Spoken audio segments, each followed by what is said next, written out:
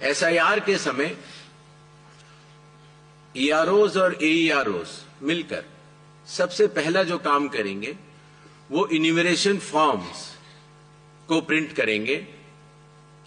जिन राज्यों में एसआईआर हो रहा है या अभी होने वाला है, उनकी मतदाता सूची आज रात को 12 बजे फ्रीज कर दी जाएगी और उन हर मतदाता को जिसका नाम उस सूची में है, उसको एक यूनिक इन्यूमरेशन फॉर्म प्रिंट करके बीएलओ उसके घर देने जाएंगे।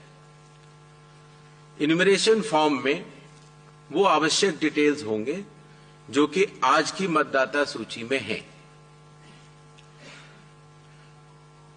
जब बीएलओ फॉर्म्स डिस्ट्रीब्यूट करना शुरू करेंगे एग्जिस्टिंग इलेक्टर्स को,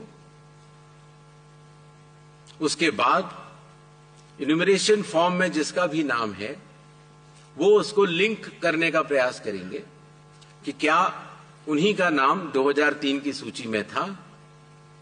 अगर था तो उनको कोई भी कागज और नहीं देने होंगे।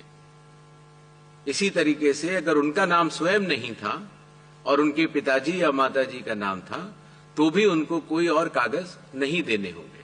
तो ये लिंकिंग और मैचिंग, बिहार जब हमने एसआईआर किया था तो सिर्फ बिहार की अवेलेबल थी और आज पूरे देश की 2002 से 4 में हुए एसआईआर की मतदाता सूची जो लिंक दिया गया है voters.eci.gov.in पर कोई भी देख सकता है और इस मैचिंग को स्वयं भी कर सकता है। अगर किसी व्यक्ति ने, जो कि हमारे देश का नागरिक नहीं है और आने के बाद अगर उसने कुछ कागज बनवा लिए कि सबसे पहले इन्यूमरेशन फेज में हम ये मिलान करेंगे कि 2002, 3 या 4 में आप या आपके वरिष्ठ जो वंश के लोग थे वो कहाँ थे। जो लोगों का मिलान नहीं होगा उनको नोटिस जारी होगा और नोटिस जारी होने के बाद उन्हें वो कागज दिखाने होंगे। कागज तभी मांगे जाएं जो इंडिकेटिव डॉक्यूमेंट्स हैं जब उसका व्यक्ति का 2003, 2 या 4 से मिलान नहीं हो पा रहा है। भारतीय नागरिकता कानून के अंतर्गत अगर आप 1 जुलाई 1987 से पहले भारत में अगर पैदा हुए हैं तो आपको भारत का नागरिक माना जाता है। जो एसआईआर की जो आपने डेट की बात की, भारतीय नागरिकता कानून के अंतर्गत अगर आप 1 जुलाई 1987 से पहले भारत में अगर पैदा हुए हैं तो आपको भारत का नागरिक माना जाता है।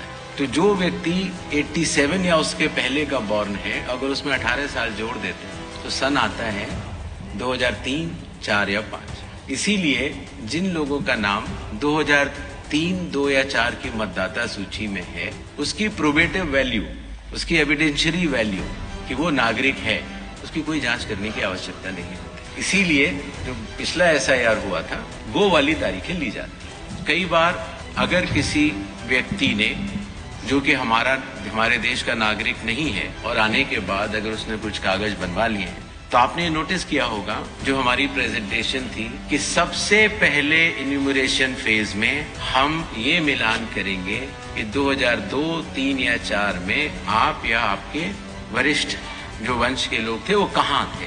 अगर उससे मिलान हो जाता है तो फिर ये बात खत्म हो जाती है। जो लोगों का मिलान नहीं होगा उनको नोटिस जारी होगा और नोटिस जारी होने के बाद उन्हें वो कागज दिखाने होंगे और उसके साथ साथ ये भी बतलाना होगा कि 2003 में वो कहाँ थे। ये करना बहुत आवश्यक है। जब हमने बिहार का एसआईआर कराया था, जब चुनाव आयोग ने उस पर 24 जून को अपने आदेश जारी किए और उसके बाद इन्यूमरेशन फेज रही और क्लेम्स एंड ऑब्जेक्शंस की फेज रही, तो उसके क्रियान्वयन में ये पाया गया कि शुरुआती दौर में दस्तावेज लेने की आवश्यकता नहीं है, क्योंकि अधिकांश जो मतदाता होते हैं वो कहीं न कहीं लिंक्ड होते हैं या वहीं के रहने वाले होते हैं, तो उनको दस्तावेज देने की आवश्यकता ही नहीं है। सच बात तो ये है, बिहार का अगर एग्जाम्पल देखते हैं, बहुत ही कम लोगों को और दस्तावेज देने की जरूरत पड़ी और इसीलिए उस सीख को ध्यान में रखते हुए जब इन 12 राज्यों में जब हम लोग एसआईआर करा रहे हैं तो इस बात का निर्णय लिया गया कि कागज तभी मांगे जाएं जो इंडिकेटिव डॉक्यूमेंट्स हैं जब उसका व्यक्ति का 2003, 2 या 4 से मिलान नहीं हो पा रहा है। voters.eci.gov.in पे अगर आप जाएंगे तो आप 2002, 2003 और 2004 की मतदाता सूची को स्वयं देख सकते हैं। BLO भी स्वयं देख सकता है। सूची देखने के लिए आपको उसमें सबसे पहले राज्य बताना होगा, फिर आपको जिला बताना होगा और उसके बाद जिले में वो सर्च की जा सकती है कि मेरा नाम कहाँ है। इसीलिए अगर आप दिल्ली में हैं और आपके अगर माता पिता यूपी के रहने वाले थे, मान लीजिए लखनऊ के रहने वाले थे, तो आपको उधर जाना है यूपी पर, फिर लखनऊ बटन दबाना है, फिर माता पिताजी को वहां सर्च कर लेना है और आपको लिंक का वो बटन दबा देना है। इतनी सरल प्रक्रिया उसको हमारे IT डिपार्टमेंट ने बनाई है।